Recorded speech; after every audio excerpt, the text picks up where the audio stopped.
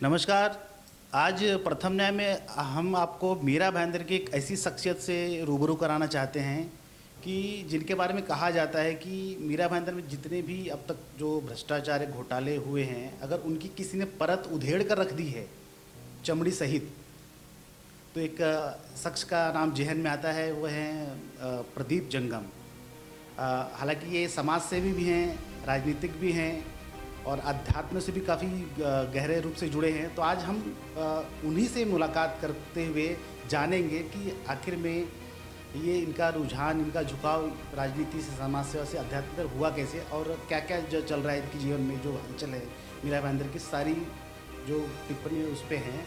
हम आज गौर से और एकदम बाकायदा उनसे मुलाकात करेंगे। प्रदीप जी, सबसे पहले तो आपका धन्यवाद। प्रथम न्याय में शुरुआत करेंगे जरा ये अध्यात्म के आपकी तरफ से कि कैसा है चेहरा अपना है, क्या है क्या? देखिए, हम हिंदू हैं तो आस्था से तो जुड़ना चाहिए सबको, जो पूजा पाठ विधि विधान रहते हैं। और हम लोग लिंगायत सेक्ट से आते हैं तो सुबह शिव की पूजा किए बिना हम लोग तो बाहर भी नहीं निकल सकते, कि पानी भी ग्रहण नहीं कर सकते। तो बचपन से अभी जन्म ही अगर लिंगायत से हुआ है तो हम लोग शिव की आराधना करते रहते। तो अध्यात्म से जुड़ने का वही एक ये है कि पहले से संस्कार ही है पूरा धर्म ही। अगर अध्यात्म की तरफ अगर लेने वाले धर्म है तो इसी के लिए जुड़ा हुआ अध्यात्म से। मतलब अध्यात्म की तरफ आपकी गहरी रुचि है? एकदम गहरी, ज़्यादा। अच्छा, अध्यात्म से ये जो समाज सेवा का ये जो आया रास्ता, ये कैसे आया? मीरा भाईंदर में वैसे पिछले 15 सालों में राजनीति देखते आ रहा हूँ। वही मुद्दे, वही नेता, हर चुनाव में वही वादे, लेकिन होता तो कुछ नहीं है। तो सोचा था कुछ एक अलग से एक मुहिम छेड़ी जाए, एक रिवोल्यूशन किया जाए। इसके लिए स्टडी चालू किया था मीरा भाईंदर के शहर के बारे में। तो बहुत सारे मुद्दे ऐसे निकले तो उसके ऊपर बहुत सारा स्टडी भी किया, बहुत सारे आंदोलन भी लिए। मीरा भाईंदर में अगर सबसे ज़्यादा अगर आंदोलन किए होंगे तो मेरे ही हैं। और वो पब्लिसिटी स्टंट के लिए आंदोलन नहीं किए, सब आंदोलन के रिजल्ट दिए। ना ही कि सिर्फ हल्ला गुल्ला किया, शोर मचाया और चुप बैठ गए, वैसा कुछ नहीं। कि एक मुद्दा लिया तो उसको फाइनल किया है, रिजल्ट दिया है। तो इस शहर की जो समस्या है उस समस्या का कहाँ तो मीरा भाईंदर वासियों को एक जवाब चाहिए था, वो जवाब देने का प्रयास में करता था, करता हूँ और करता रहूँगा। समाज सेवा से बाद में आप राजनीति में भी आए और आपने इलेक्शंस भी लड़े, तो ये कैसे हुआ कि समाज सेवा से हटकर राजनीति में आने का कोई कारण विशेष? जब तक आप हाउस में नहीं जाते, कॉरपोरेशन में नहीं जाते, तो आपकी आवाज़ को जनता सुनती नहीं है, प्रशासन सुनता नहीं है। एज ए समाज सेवक, सोशल वर्कर के हिसाब से हम लोग को बहुत दिक्कतें पड़ती हैं कि एज ए कॉरपोरेटर अगर रहते तो काम जितना जल्दी हो जाता है उतना एज अ सोशल एक्टिविस्ट अगर रहेंगे तो उतना जल्दी काम होता नहीं है। इसके लिए सोचा था कि कॉरपोरेशन में जाएंगे तो फिर वहाँ से कुछ अच्छे जो समस्या है उसका निराधारण करने के हिसाब से कुछ हो सकता है। इसके लिए राजनीति से जुड़ा। अच्छा, पिछले 5 सालों में तो लगभग हमने जो स्टडी किया, काफ़ी मुखर रहे हैं आप भ्रष्टाचार के मुद्दे पर। अब क्या लगता है? देखिए, भ्रष्टाचार के खिलाफ की लड़ाई कल भी चालू थी, आज भी चालू है और कल भी चालू रहेंगी। जब तक जाने तब तक इस मीरा भाईंदर की जो ये भ्रष्टाचार की ये डी वर्ग क्लास की ये महानगर पालिका है, पूरे महाराष्ट्र में सबसे बदनाम ऐसी महानगर पालिका है। हर एक इशू में भ्रष्टाचार आपको मिलेगा, लेकिन इसके ऊपर आवाज़ उठाने वाला एक भी आदमी नहीं है, एक भी नगर सेवक नहीं है। तो ये भ्रष्टाचार जो होता है तो पब्लिक का पैसा ही उसमें चला जाता है। तो इसके लिए जनता का ही नुकसान है। इसके लिए जनता को जितना जागरूक करने का प्रयास मेरे से हो सकता है मैं उतना करता हूँ। अच्छा, तमाम जब आप आंदोलन करते हैं भ्रष्टाचार के ऊपर या तो आरोप तो कभी कभी आप पर भी लगते हैं, तो कैसे उसको जस्टिफाई कर पाएंगे? देखिए, जो कुछ कर नहीं सकते वो सिर्फ आरोप ही लगा सकते, बाकी तो कुछ कर नहीं सकते हैं। एक नेता अगर सरकारी हॉस्पिटल खाता है उसके ऊपर बोलने के लिए 15 साल से किसी की नगर सेवक की हिम्मत नहीं होती है, किसी विधायक की हिम्मत नहीं होती है, लेकिन वो हिम्मत प्रदीप जंगम में है। आज हॉस्पिटल खुला, आज 100 पेशेंट वहाँ पे जाते हैं, उस वैद्यकीय सेवा का लाभ लेते हैं। 5 एकड़ का सबसे बड़ा ग्राउंड जो 10 साल से एक नेता ने हड़पा, उसके खिलाफ बोलने के लिए किसी नगर सेवक को, किसी पॉलिटिकल पार्टी की हिम्मत नहीं होती। आज जो प्रदीप जंगम ने किया है जिद्दी मराठा प्रतिष्ठान के माध्यम से, आज जो पब्लिक के लिए खुल गया है। स्पोर्ट्स कॉम्प्लेक्स जो इतने सालों से बंद पड़ा था, उस स्पोर्ट्स कॉम्प्लेक्स के लिए आंदोलन छेड़ा, 11 दिन का आंदोलन चला लगातार, उसे चालू करवा के ही उठे। आज मीरा भाईंदर में सिर्फ एकमात्र स्पोर्ट्स कॉम्प्लेक्स है जहाँ पे कम से कम 3,500 से 4,000 आम नागरिक वहाँ पे जाके उस सेवा का लाभ लेते हैं, स्पोर्ट्स एक्टिविटी का लाभ लेते हैं। बाकी तो पर्सनल प्राइवेट 40-40 हज़ार रुपया भर के एक एक साल की मेंबरशिप लेके यहाँ के युवा खेलने जाते हैं वहाँ पे। लेकिन महानगर पालिका में हम लोग टैक्स भरते, तो टैक्स के बदले में हम लोग को जो सेवा सुविधा मिलनी चाहिए वो मिलती नहीं है। इसी का आगाज़ मैं जनता के सामने करना चाहता था। रिजर्वेशंस के मुद्दे पर मैंने लड़ाई लड़ी। हॉस्पिटल्स के जितने रिजर्वेशन है, 14 ऐसे रिजर्वेशन है जो महानगर पालिका के ताबे में इतने सालों से नहीं थे, 15 सालों से आज ताबे में है। आज वो डेवलप करने के लिए महानगर पालिका के पास पैसा नहीं है, लेकिन 450 करोड़ रुपया रास्ते डेवलप करने के लिए है। हर साल रास्ते बनते हैं, हर साल वही खड्डे, हर बारिश में सब लोग वही खड्डे से गुजरते हैं, वही नगर सेवक को गाली मन में देते, फ़ोन करके देने की हिम्मत उनमें होती नहीं है। ये हमारा पैसा है, हमारे पैसे का हिसाब हमको देना चाहिए। हमको जो फैसिलिटी मिलना चाहिए वो फैसिलिटी हमको मिलती नहीं, तो हमको नगर सेवक को पूछना चाहिए, विधायक को पूछना चाहिए। लेकिन ये मीरा भाईंदर की पब्लिक करती नहीं है। फिलहाल अभी टोल का भी मुद्दा गर्म है, टोल के ऊपर भी बोलना कोई चाहता नहीं है। हर चुनाव में सब वादे देते हैं, आंदोलन भी कर देते हैं, सत्ता में रहने के बावजूद भी आंदोलन करते हैं, फिर भी टोल हटता नहीं है। तो लेकिन आज जितने लोग टोल भरते हैं वो सवाल सीधा करते नहीं है किसी से भी। तो ये सवाल पूछना चाहिए, क्योंकि हमारा पैसा है, हम टैक्स भरते हैं। 3-3 गुना टैक्स बढ़ गया है, फिर भी हम लोग वो भरते रहते।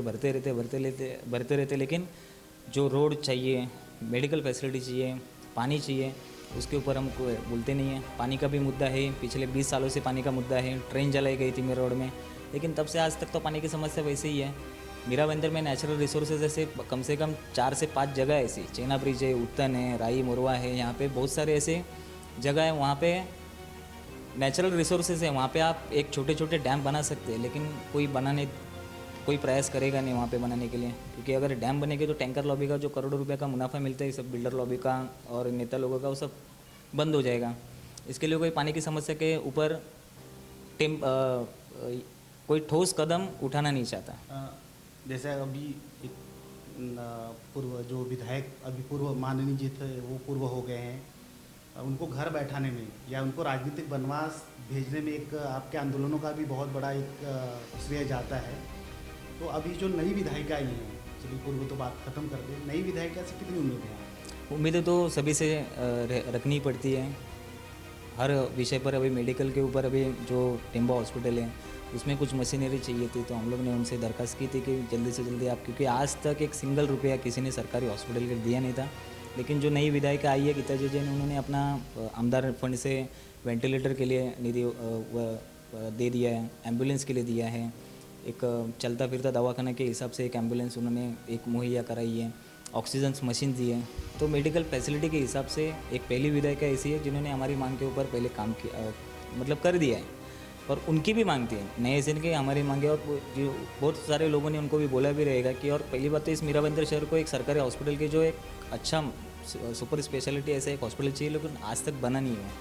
कोविड था, इसके लिए आज वेंटिलेटर इस शहर में दिख रहे, नहीं तो वेंटिलेटर नहीं थे यहाँ पे। लेकिन आज कमिश्नर की भी भूमिका अहम थी इसमें, पूर्व आयुक्त जो थे डांगे, अभी जो डॉक्टर राठौड़ जी हैं, इनकी भी भूमिका अहम है कि मेडिकल इंफ्रास्ट्रक्चर ज़्यादा से ज़्यादा इस मीरा भाईंदर में आए और डेथ रेट कम हो, इसके लिए ज़्यादा से ज़्यादा प्रयास है। तो विधायिका से एक रोकना चाहूँगा, क्या कारण है कि जो कमिश्नर की बात हुई तो ये कहा जाता है कि यहाँ कोई भी कमिश्नर हफ्ते 2 हफ्ते महीने का मेहमान रहता है, कि किस अच्छा क्या रीज़न क्या होगा इसके पीछे? रीज़न यही होता है कि ये दलदल है भ्रष्टाचार का बड़ा, और इस दलदल में कमिश्नर कितने भी अच्छे आए, एक विक्रम कुमार थे, विक्रम कुमार के बाद आज कम से कम 10 साल के बाद एक डॉक्टर राठौड़ जो अभी आए, वो कुछ तो अच्छा काम करेंगे और इस भ्रष्टाचार को मिटाएंगे, क्योंकि इस दलदल में हर कोई फंसना चाहता है, क्योंकि पैसे का मोह सभी को होता है। तो जितने भी कमिश्नर आए वो ज़्यादा से ज़्यादा 6 महीना 1 साल यहाँ पे रहते हैं, वही परसेंटेज के हिसाब से टेंडर के परसेंटेज की सिस्टम इस मीरा भाईंदर महानगर पालिका के कर्मचारी हो, जितने भी अधिकारी हो, नगर सेवक हो, स्टैंडिंग में पैसा जाता है। जितने भी महासभा लगती है, महासभा में ठराव पास करने का 1-1 लाख रुपया सभी नगर सेवक को मिलता है। ये सब खुली बातें बोलता हूँ, मुझे किसी का डर नहीं है पहली बात तो। लेकिन कोई नगर सेवक ये बोलेगा ही नहीं कि भाई मतलब स्टैंडिंग में हम लोग पैसा लेते हैं। धर्म ग्रंथ अगर हाथ में लो तो उसकी अगर आप ऑनलाइन ऑन रिकॉर्ड अगर कसम दिलवाओ, नहीं ले पाएंगे वो। एक ठहराओ, कोई ग्राउंड है, उसका ग्राउंड का रिजर्वेशन अगर चेंज करना है तो उसके लिए 25 हज़ार से लेके, मतलब जो नगर सेवक का जितना ओहदा है उसके हिसाब से रेट लेते हो। पब्लिक को नहीं मालूम रहता है। जो एक ग्राउंड है, रिजर्वेशन मैदान का रिजर्वेशन से, उसके ऊपर अगर किसी बिल्डर को बिल्डिंग खड़ी करनी है तो उसका एक ठराव पास करते हैं, वो ठराव पास करने का भी सभी नगर सेवक को पैसा मिलता है। यानी अगर माना जाए तो एक भी नगर सेवक दूध का धुलावा नहीं है। मैं ऐसा नहीं कहूँगा एक भी नहीं, लेकिन 99% नगर सेवक ऐसे ही हैं जो हर मीटिंग में उनको पैसा मिलता है। उसके बावजूद जनता इन्हें चुन के देती दोबारा। जनता देती है, जनता को ये सब इंटरनल मालूम ही नहीं पड़ता है। पब्लिक को अगर आप पूछेंगे कि रिजर्वेशन, तो बोलेंगे कि भाई हिंदू मुस्लिम ये रिजर्वेशन से, धर्म के ऊपर से दलित ब्राह्मण ये रिजर्वेशन से। उनको तो मालूम ही नहीं कि मीरा भाईंदर का डेवलपमेंट प्लान क्या है, उसमें कितने रिजर्वेशन है। 386 रिजर्वेशन है, उसमें 4 स्पोर्ट्स कॉम्प्लेक्स है, 15 हॉस्पिटल्स है, मैदान है, अलग अलग ऐसे दूसरे रिजर्वेशन है। मतलब कुत्तों के लिए एक अलग से हॉस्पिटल बनाने का एक रिजर्वेशन रहते हैं। बहुत सारे ऐसे रिजर्वेशन है जो आज तक डेवलप ही नहीं हुए हैं। और मेरे पिछले 2 साल से 2.5 साल से लड़ाई चालू है। उसमें मैंने एक स्पोर्ट्स कॉम्प्लेक्स का आंदोलन किया, वो मैंने चालू करके दिया। 2 ग्राउंड खोले, रिजर्वेशन नंबर 217 जो हॉस्पिटल का था वो भी मैंने चालू किया। रिजर्वेशन नंबर 246 जो सबसे बड़ा मैदान है गोल्डन एस में, वो मैंने चालू किया। रिजर्वेशन नंबर 300 जो मेरीगोल्ड के सामने हटकेश में, वो भी मैंने चालू किया। मतलब एटलीस्ट एक आदमी 4 रिजर्वेशन तो डेवलप कर पा रहे हैं आज के डेट में। अगर ऐसे नगर सेवक जो आज 95 नगर सेवक है, अगर उन्होंने ये 10 साल से अगर आवाज़ उठाई रहती तो आज मीरा भाईंदर में रिजर्वेशन सब डेवलप होते थे। आज मीरा भाईंदर का कोई लड़का आज बोरीवली, अंधेरी जिमखाना यहाँ पे नहीं जाता था खेलने के लिए। और यहाँ के पेशेंट्स मुंबई नायर हॉस्पिटल और मुंबई के अलग अलग लीलावती हॉस्पिटल, हिंदू हॉस्पिटल, वहाँ पे नहीं जाते थे ऑपरेशंस के लिए। यहाँ पे ऑपरेशन हो जाते थे। अच्छा, स्पोर्ट्स कॉम्प्लेक्स वगैरह ये तो बात हो गई। एजुकेशन की जो बात करें तो जहाँ जहाँ तक समझ में आता है कि मीरा भाईंदर एक बहुत बड़ा यहाँ शिक्षा माफियाओं के चंगुल में है। उसके लिए क्या प्रयास किया आपने या क्या करना चाहते हैं? 36 ऐसे स्कूल हैं मीरा भाईंदर महानगर पालिका के लिए, लेकिन उनमें टॉयलेट को दरवाजे तक नहीं है। पहली बात तो वहाँ पे जितने भी बच्चे हैं, अगर आप एक रिकॉर्ड निकालेंगे तो स्कूल चालू होने के बाद 8 महीने के बाद उनको ड्रेस दिया जाता है, उनको वाटर बैग दिए जाते हैं, उनको बुक दिए जाते हैं। 8-8 महीने तक किसी का ध्यान नहीं रहता है। पिछले 3 सालों से मेरा उसके ऊपर फॉलोअप चालू है कंटिन्यू। इसके लिए आज कम से कम ऑन टाइम, मतलब 2 महीना तो 2 महीना जल्दी तो मिल रहा है एटलीस्ट। लेकिन स्कूल चालू होने के पहले ये सब टेंडर इन्हीं का रहता है। सब नगर सेवक का कोई ना कोई स्लीपिंग पार्टनर उसमें रहता ही है। कभी शिवसेना का होता है, कभी राष्ट्रवादी वाला होता है ठेकेदार, कभी बीजेपी का रहता है। ये ऐसे सब ठेकेदार है, उनके वजह से ये सब लेट होता है। लेकिन उसके ऊपर कोई बोलना चाहता ही नहीं है। कम से कम आज की अभी फ़िलहाल की जो इस 2020 की अगर संख्या गिनेंगे तो सिर्फ 9,551 ऐसे कुछ स्टूडेंट आज पढ़ रहे हैं। लेकिन अगर आप सबका अगर इंटरव्यू लेंगे तो आपको यही मालूम पड़ेगा कि ना उनको ड्रेस मिलते हैं, ना उनको बुक मिलते हैं, ना उनको कोई फैसिलिटी नहीं मिलती। जो स्कूल डेवलप करने चाहिए आज दिल्ली में आम आदमी सरकार ने जैसे गवर्नमेंट स्कूल डेवलप किए वैसा कोई करना नहीं चाहते, क्योंकि सभी पॉलिटिशियंस के यहाँ पे स्कूल है मीरा भाईंदर में, और सभी का घर उसी स्कूल के फीस पे चलता है। सभी की नई नई गाड़ियाँ उसी स्कूल के पैसे से आती है। डोनेशंस के नाम पे 2-2 लाख 3-3 लाख रुपए लेते, लेकिन पेरेंट्स लोगों को कोई पड़ी नहीं है। मेरा बच्चा का फ्यूचर कैसे ब्राइट होगा उतना ही देखेंगे। लेकिन शिक्षा व्यवस्था पर बोलने के लिए आज भी एक भी नगर सेवक ने ना कभी कोर्ट का दरवाज़ा खटखटाया, ना कभी आंदोलन किया है। सरकारी स्कूल की हालत इतनी गंभीर है कि उसको कोई डेवलप करना ही नहीं चाहता। पहली बात तो ना CCTV लगाए हुए अंदर 36 के 36 स्कूलों में, और कोई सुविधा नहीं है। ना बेंच देखेंगे, टॉयलेट्स को तो आपको मैंने बताया कि दरवाजे भी नहीं रहते। ऐसे सब हालत है यहाँ के स्कूल की। तो यानी माना जाए कि जो शिक्षा माफिया ये जो यहाँ हावी हैं, वो नेताओं के जो स्कूल्स वगैरह हैं वो एक मिली भगत के जरिए हो रहा है कि बंद ही करना चाहते हैं ये जो गरीबों के लिए स्कूल हैं?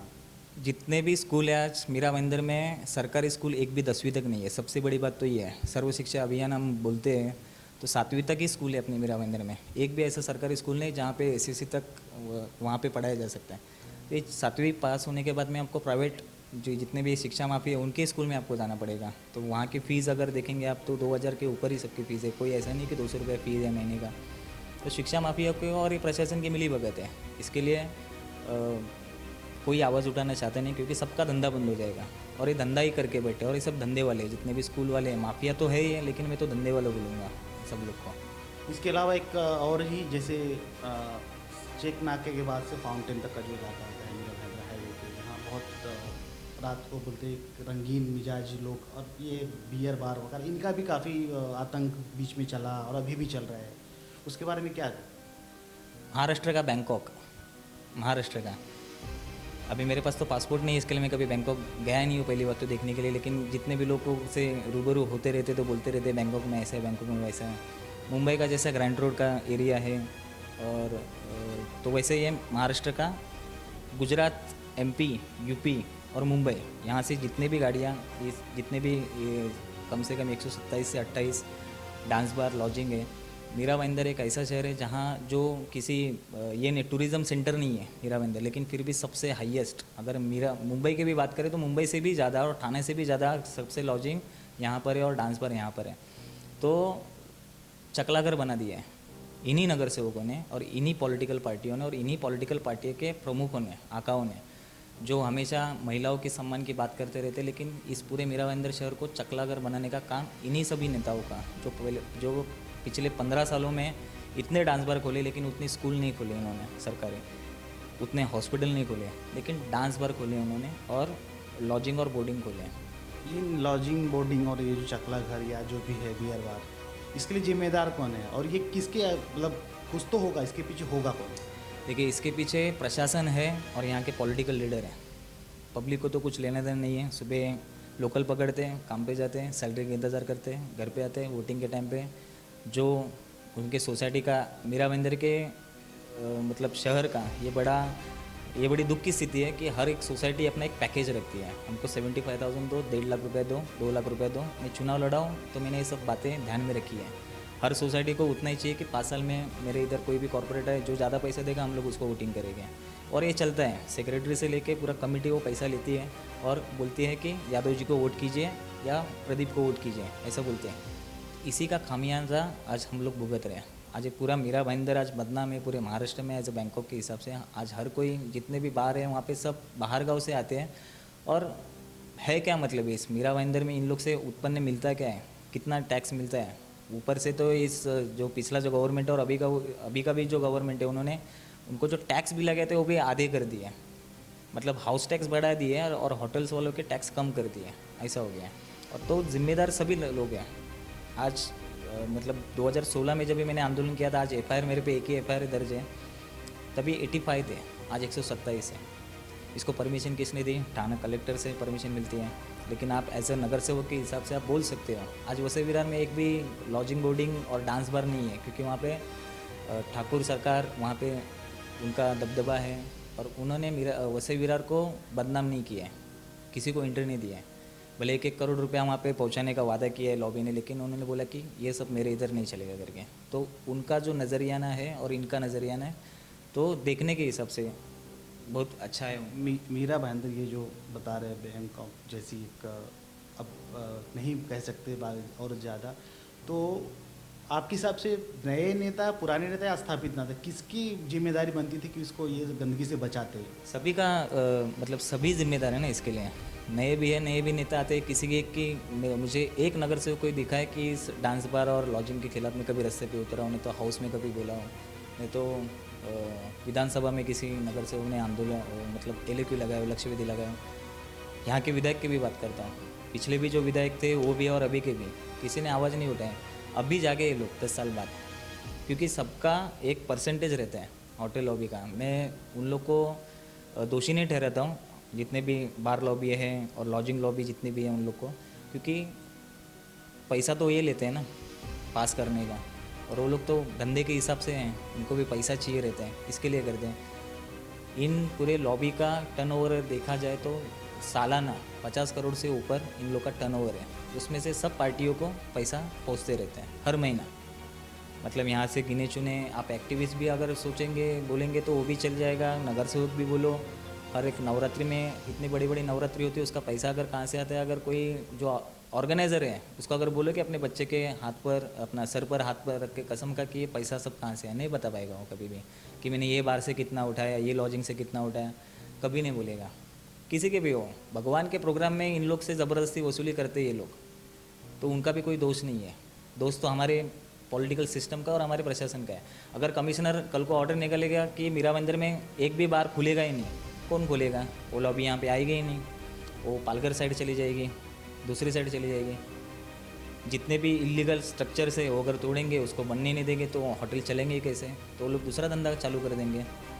तो प्रशासन और जितने भी पॉलिटिकल पार्टी वो सब जिम्मेदार है इसके लिए।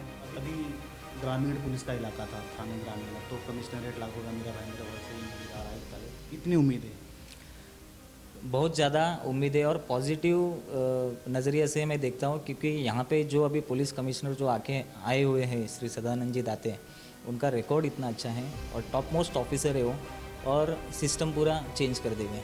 जो भी पुलिसों के ऊपर ये लोग मतलब आम पब्लिक जो ये करते कि हफ्ता खाते ये करते वो करते, आज के बाद में अभी जब से इन्होंने चार्ज लिया है नहीं होगा कि किसी बिल्डर का प्लॉट खाली करवाने का है तो 5 लाख रुपए पुलिस स्टेशन में देना पड़ता है, किसी का रूम खाली करना है तो 1 लाख रुपए देना पड़ता है। ये सब सिस्टम बंद हो जाएगा, क्योंकि आम आदमी अभी डायरेक्टली दाते जी के पास जाएगा और वो पुलिस ऑफिसर को सस्पेंड करने की पावर उनके पास है और वो करेंगे। तो पुलिस स्टेशन का पुलिस की जो सिस्टम है वो सिस्टम को पूरा सुधार देंगे पहली बात तो इसके लिए ज़्यादा उम्मीदें हैं उनसे, और उन्हीं से उम्मीदें हैं। जब तक उनका कार्यकाल है यहाँ पे 1-1.5 साल तब तक ये, लेकिन उसके बाद वो जाने के बाद में ये पूरा वापस से स्ट्रक्चर मतलब ये पूरा चेन वापस से रिसाइकल हो जाएगा, वापस से वही चालू हो जाएगा। अच्छा, बड़े दिनों से आप भी आंदोलन पे दिखे नहीं, लॉकडाउन का पीरियड था, तो जल्द ही मतलब आगे क्या कैसे बताएंगे कि मैं वापस आ गया हूँ? नहीं, वापस क्या, मैं तो हूँ चालू ही हूँ। प्राइवेट हॉस्पिटल्स के मुद्दे सबसे पहले मैंने ही छेड़े थे, सबके बिल मांगने मैंने चालू किया था।